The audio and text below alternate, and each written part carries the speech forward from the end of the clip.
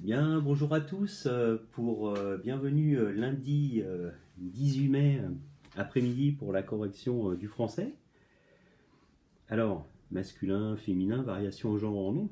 Il y a quelque chose dont j'ai pas parlé ce matin, mais qui est important. Et d'ailleurs, c'est rigolo parce que c'est un débat qui a eu lieu en France et qui est toujours en cours. C'est-à-dire que quand on parle de la manière, quand on veut s'adresser à tout le monde dans un texte, n'exclure personne, il y a aujourd'hui ce qu'on appelle l'écriture inclusive. Donc, je prends un exemple. Si je dis les employés, alors vous savez que le masculin l'emporte, hein. Alors ça n'a pas toujours été le cas dans notre langue, hein, mais là, bon, c'est la tendance depuis quand même 2 siècles minimum. Donc si j'écris les employés,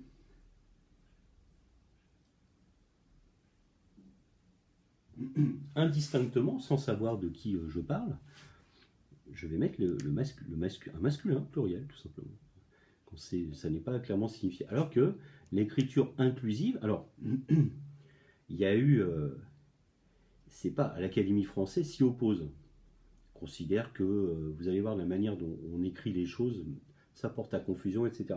L'équivalent au Québec de l'Académie française, une espèce d'observatoire de la langue, euh, elle en fait la promotion. Elle dit si, il faut l'utiliser, quoi. Voilà, c'est assez. Et alors, alors je vous montre par exemple, si je dis les employés, donc on peut tout à fait l'écrire de cette manière.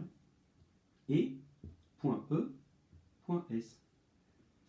Et là, du coup, eh ben, ça s'adresse à tout le monde. Si je suis une femme, si on est plusieurs femmes, et ES, etc., tout est possible.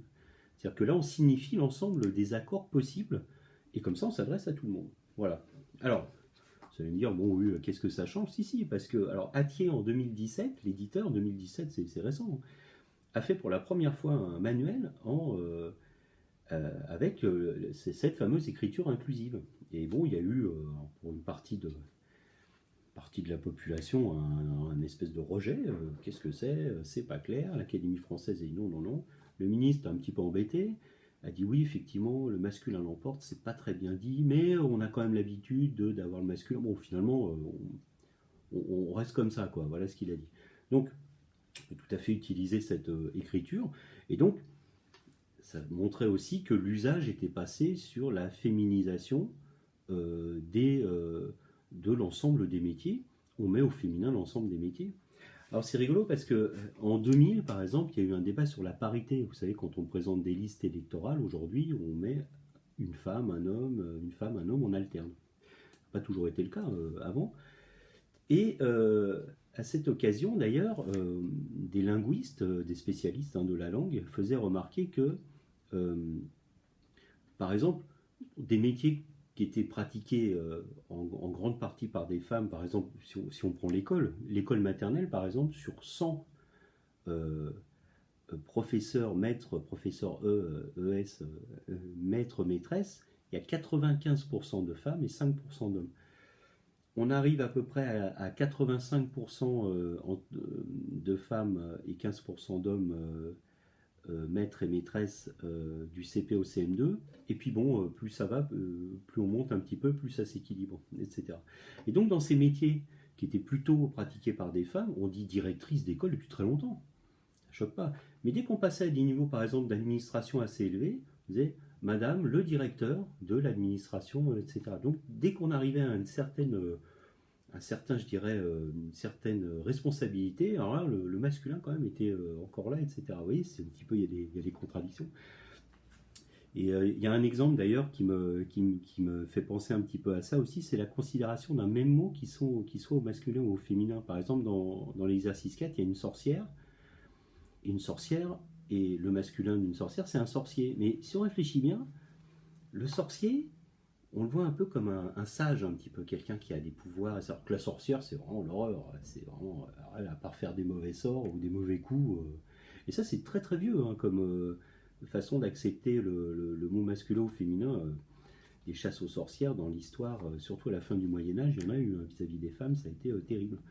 Donc voilà, donc bon, voilà où on en est pour le moment. Et donc à Thiers, alors je crois qu'ils n'ont pas refait hein, après leur manuel écrit en langue inclusive, mais on peut tout à fait l'utiliser, hein, c'est pas du tout interdit. Bon, et l'Académie française dit non, non, non, ça apporte des confusions, Bon, vous vous souvenez, on avait parlé, pour rentrer dans le dictionnaire de l'Académie française, un mot doit avoir fait ses preuves de manière vraiment très très longue, hein. Donc voilà, ils n'évoluent pas aussi vite que le Robert ou le Larousse, hein, au niveau des dictionnaires. C'est un petit peu différent, quoi. Voilà, mais c'est un débat qui est intéressant.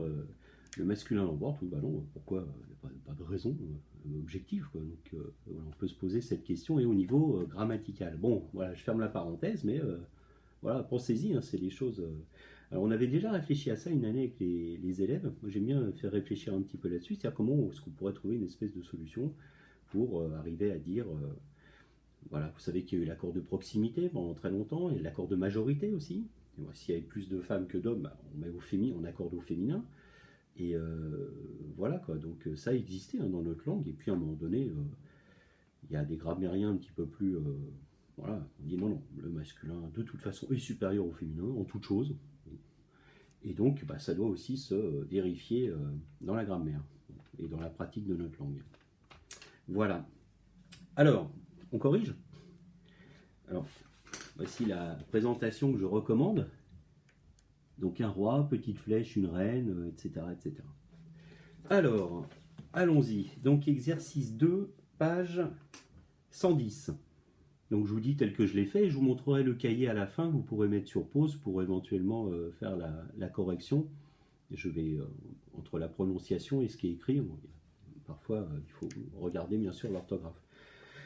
Alors un roi, donc une reine, un ours, une ours. Alors on se dit mais qu'est-ce qui se passe? Et d'ailleurs c'est rigolo parce que finalement on se dit tiens, un ours, on prononce le S. Il y a plein de mots qui se terminent comme ça avec RS, on ne prononce pas, genre alors,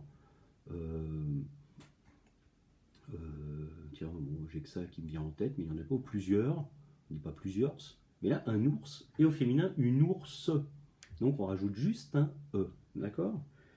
Ensuite, un cheval, bon alors là, il suffit pas d'enlever le E ou je sais pas quoi, ou de rajouter un E, non, non, c'est pas une cheval, c'est une jument. Bon là, il fallait peut-être aller chercher un peu dans le dictionnaire. Un commerçant, donc une commerçante, on ajoute juste le E. Un gardien, une gardienne, deux N. Un passager, une passagère, alors pas deux R cette fois, accent grave, RE.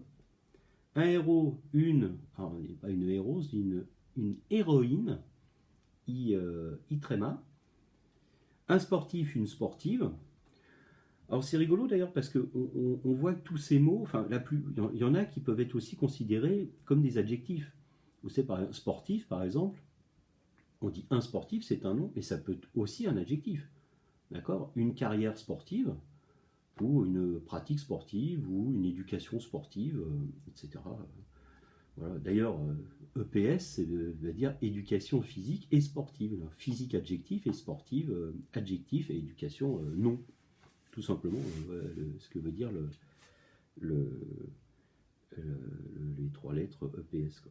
Alors, ensuite on continue, un sportif. Un bélier, une brebis. Un aviateur, une aviatrice. Un singe, changement de racine complet, une guenon. G-U-E, pas G-U-E-U, une guenon. Un technicien, une technicienne, deux N. Un campeur, une campeuse. Un employé, une employée, et E. Un dieu, une déesse. Un voisin, une voisine. Alors là, pas deux N, hein, on ajoute juste le E. Un époux, une épouse. Avec un S, pas un Z, hein, un S. Un architecte, une architecte, ça bouge pas. Un jar, une oie. Et un voyageur, une voyageuse. Voilà, je vous montre la correction. Voilà, vous pouvez mettre sur pause de l'exercice. Alors vous voyez, je me suis trompé à un moment donné, j'avais écrit directement avec un E. Bon, je barre à la règle, quoi. Voilà, ça c'est plus clean. Si vous avez un effaceur, hein, ou le petit rouleau là, vous pouvez faire aussi, hein, si vous vous trompez. Alors exercice 4, page 11, donc le contraire finalement, on fait l'inverse. Donc une gourmande, un gourmand, on enlève le E. Une sorcière, j'en parlais tout à l'heure, un sorcier. Une monitrice, un moniteur. Une amie IE, un ami I. Bon là c'est lettre muette, hein, pas facile. Une surveillante, un surveillant. une spectatrice, un spectateur, d'accord? On est dans acteur-actrice, hein, toutes ces choses-là. Une laie, bon là, on est dans les animaux, on est rebasculé dans les animaux. Donc une laie, c'est la femelle du sanglier, le sanglier. Une fille, un garçon. Une hase, donc là, c'est un féminin d'animal aussi, hein, c'est la femelle du lièvre. Une fondatrice, un fondateur. Une envieuse, un envieux. Là encore, hein, je vois qu'il y a dans tous ces mots des noms et des adjectifs. Hein. Gourmand, on peut dire un gourmand, et c'est aussi un adjectif. Envieux, une personne envieuse ou juste une envieuse, voilà, nom et adjectif, hein, pas de problème. Une princesse, un prince. Une marraine, alors un parrain, ça change, hein, parrain, marraine. Une poule, alors un coq, mal. Mais si on cherche au niveau racine, on aura plutôt le poulet, quoi. Bon, j'accepte les deux, même si le masculin qui va avec poule, ce sera plutôt poulet, grammaticalement ou au niveau étymologique, hein, ça c'est sûr. Une copine, un copain, alors attention à lui, hein, l'orthographe de copain, c'est C-O-P-A-I-N. Je vous l'écris là, un copain. C'est pas devenu une copaine. Une copine, c'est un mot plus récent. Copain, ça veut dire celui, ça a donné compagnon aussi, c'est celui avec qui on partage le pain. Voilà, c'est mon copain, c'est j'ai un morceau de pain, t'en as pas, bah tiens, on partage. Voilà. Une louve, un loup, bon ça c'était dans le livre. Une tante, un oncle, d'accord. Une nièce, un neveu. Une duchesse, un duc. Et une chèvre, un bouc. Voilà. Alors là encore, je vous montre. J'en avais oublié deux, je les ai rajoutés dans la marge. Voilà, je m'approche. Vous pouvez mettre sur pause, j'enlève mes doigts. Voilà. Bah écoutez, c'est tout pour le français. Alors, j'ai pas prévu de chat pour ce soir, au fait. Je le mettrai. J'ai pas de choses là de plus à vous dire. Hein. Pour le moment, on attend un petit peu les informations. Savoir, il y aura une évaluation, bien sûr, qui va être faite de la première semaine d'école, voir un petit peu comment ça se passe, pour savoir comment éventuellement on ouvre ou on rouvre d'autres niveaux de classe. Donc après, ça agira aussi sur ma situation. Hein. Donc voilà, moi, là pour le moment, c'est la reprise. J'ai pas eu de retour du tout des collègues là, qui sont en train purement et simplement là certainement de l'heure où je filme de travailler quoi. Donc en classe. Donc voilà, je n'en sais pas plus. Donc je vois pas, le chat me paraît pas indispensable ce soir. Et donc peut-être la semaine prochaine, je vous dirai à un moment donné si j'ai vraiment des choses ou si vous avez des questions précises, parce que les choses évoluent quand même assez vite, hein, l'air de rien. Donc on va voir. On est un peu dans l'expectative, comme on dit. On attend un peu de savoir ce qui va se passer. Voilà, voilà. Bah, écoutez, on se retrouve pour la correction des mathématiques, les divisions décimales. Et bah, écoutez, je vous souhaite une bonne fin d'après-midi, bon courage. Alors, demain, je passe, hein, à partir de 17h, je fais mon petit circuit hein, pour récupérer les cahiers, voir un petit peu ce qui a été fait. Et puis comme ça, on se dit bonjour. Bon, c'est agréable un petit peu de se faire un petit coucou, quoi. Comme ça, voilà, on sait qu'on est là, quoi. Et voilà. Voilà, si vous avez des questions, des choses en commentaire, n'hésitez pas, je tâche d'y répondre. Et puis, voilà, alors il faut que je vous donne ça fait longtemps. Alors, peut-être, alors je vais voir si, parce que j'ai préparé une philo-femme, mais en musique. Donc, j'attends quand même que ce soit assez clean musicalement pour pouvoir la filmer, quoi, que ce soit pas.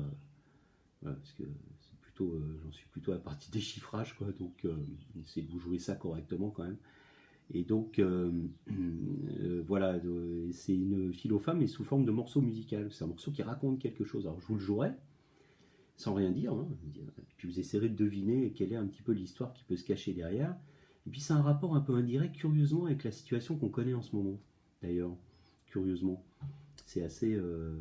voilà, on peut se poser... ça peut peut-être amener des questions un petit peu. Alors, c'est pas une philo-fable qui est dans le livre des philo-fables hein, que j'ai là, mais... tout à fait une petite fable philosophique sous forme de morceaux. Voilà, bon bah écoutez, vous verrez ça très bientôt. Je vous souhaite bon courage, je pense bien à vous tous. Et puis bah, on se retrouve pour les mathématiques ou alors à demain matin pour les vidéos. Allez, au revoir.